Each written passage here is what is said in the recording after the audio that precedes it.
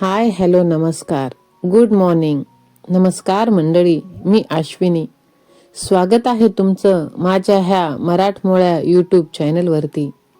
तर मंडळी, आज आहे 9 जानेवारी आणि पहा, सकाळी सकाळी मॉर्निंग वॉकसाठी मी आले आणि किती सुंदर अशी सदाफुलीची फुलं हे दिसली. सूर्यनारायणाचं सुद्धा दर्शन सकाळी सकाळी घेण्यात आलं.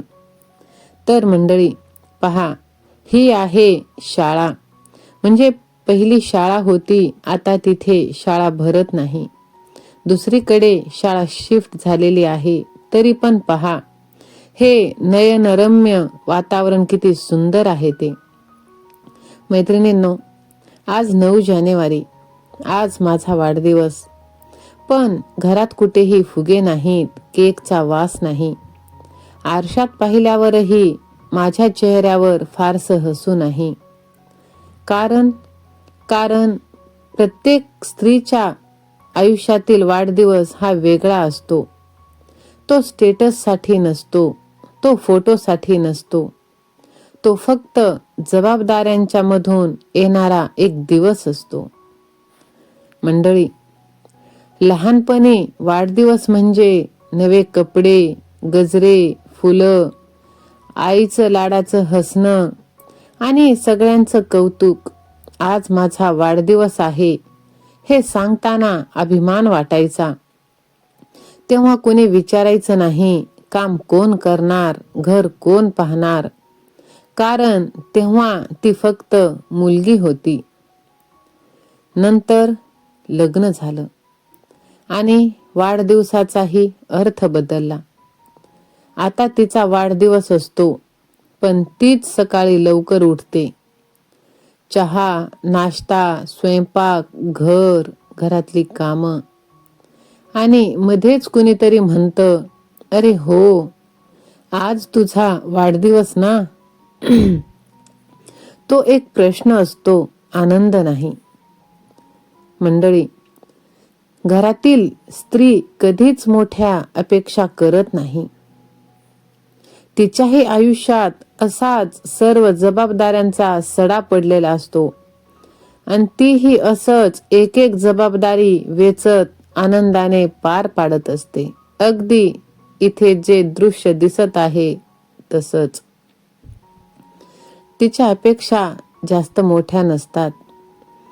तिला हवं असतं फक्त कोणीतरी आठवण काढावी की आज तुझा आनंदाचा दिवस आहे असं म्हणावं.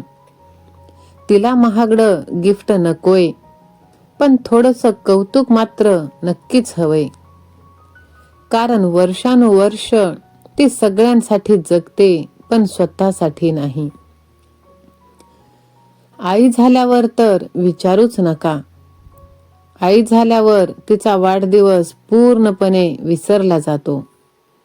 मुलांचा शाळेचा डब्बा, नवऱ्याची ऑफिसची वेळ, घरच्यांच्या गरजा आणि मध्येच एखादं हॅपी बर्थडे व्हॉट्सअपवर येतं.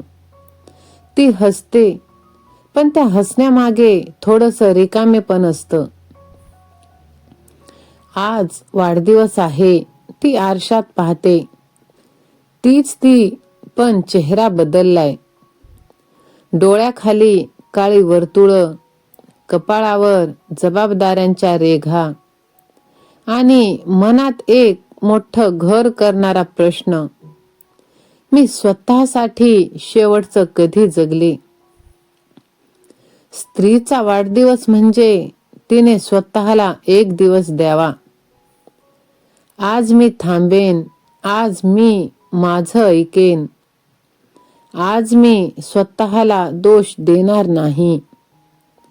कारण ती फक्त घर नाही, ती फक्त आई नाही, ती फक्त बायको नाही, तर ती एक स्वतंत्र व्यक्ती आहे. मैत्रिणींनो, सर्वात प्रथम मी महत्वाची आहे ही गोष्ट तुम्ही समजून घ्या. एखाद्या स्त्रीचा वाढदिवस असेल तर फक्त केक आणू नका. तिला थोडं वेळ द्या, थोडं प्रेम द्या आणि थोडं समजून घ्या. महागडे हॉटेल, महागडे गिफ्ट नाही दिले तरी चालेल, पण तिला आदर द्या. ती दररोज सगळ्यांसाठी जगते. आजचा दिवस तिच्यासाठी असावा असं तुम्ही करा. आणि घरातील प्रत्येकाचं हे काम आहे. तर मैत्रिणींनो, येणाऱ्या नवीन वर्षासाठी आपण सुद्धा काहीतरी करायला हवं. म्हणजे या दिवशी आपण स्वतःला एक वचन द्यायचं की मी कुठेही कमी नाही, मी स्वतःला कमी लेखणार नाही, मी माझं स्वप्न सोडणार नाही, मी हार मानणार नाही. कारण प्रत्येक नवीन वर्ष नवीन संधी घेऊन येतं. फक्त आपण ती ओळखायला हवं. आज तर मंडळी, वाढदिवस म्हणजे फक्त एक दिवस नाही, तर तो भूतकाळातील आठवणींना उजाळा देणारा, वर्तमानातील आनंदाचा क्षण साजरा करणारा आणि भविष्यातील स्वप्नांना नवी दिशा देणारा एक भावनिक प्रवास आहे. होय, प्रत्येकाचा तो दिवस खास आहे, कारण या दिवशी आपण ह्या जगात आलेलो असतो. आयुष्यातील प्रत्येक टप्प्यावर साथ देणाऱ्या सर्वांचे आभार. त्यांनी माझ्या आयुष्याला सुंदर बनवले. आई-वडिलांचे प्रेम आणि आशीर्वाद हाच माझा सर्वात मोठा ठेवा आहे. माझ्या दर वाढदिवसाच्या दिवशी सकाळी सकाळी मी स्वतःहून आई-पप्पांना कॉल करते आणि त्यांचे शुभाशीर्वाद घेत असते.